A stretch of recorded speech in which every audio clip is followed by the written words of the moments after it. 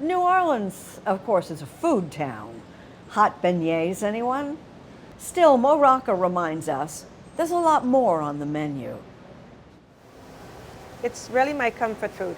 Like curry, for me, like on a rainy day or like a cold day, it makes my soul very happy. To eat in New Orleans is to taste the world.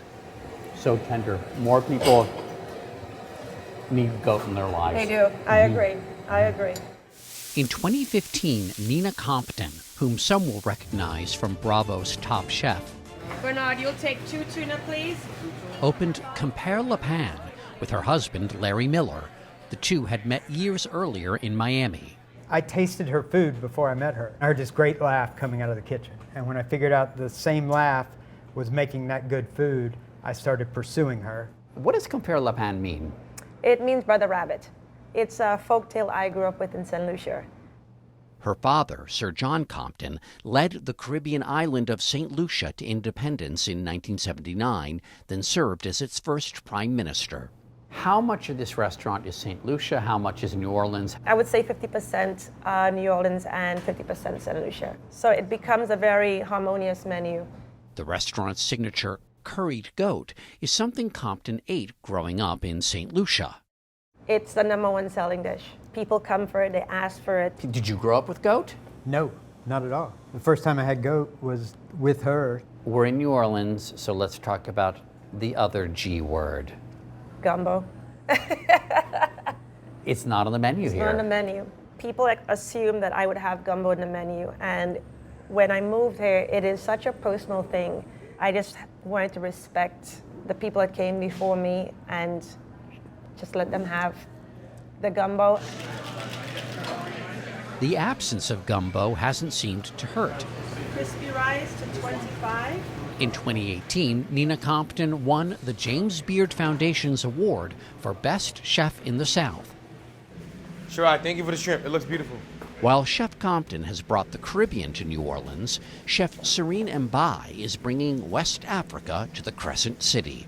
I always get to share a story about how this plate came about. Sometimes give a deep history about what's happening here. Can I say one thing? I really love the colors. Mbaye opened Dakar Nola in 2022 after it started as a pop-up restaurant where he met his business partner, Effie Richardson.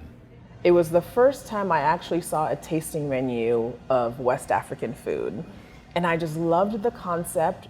Mbaye spent much of his youth in Senegal. Dakar is its capital, but he was born in Harlem, where he watched his mother cook for relatives and neighbors. She was literally nurturing people's soul through food.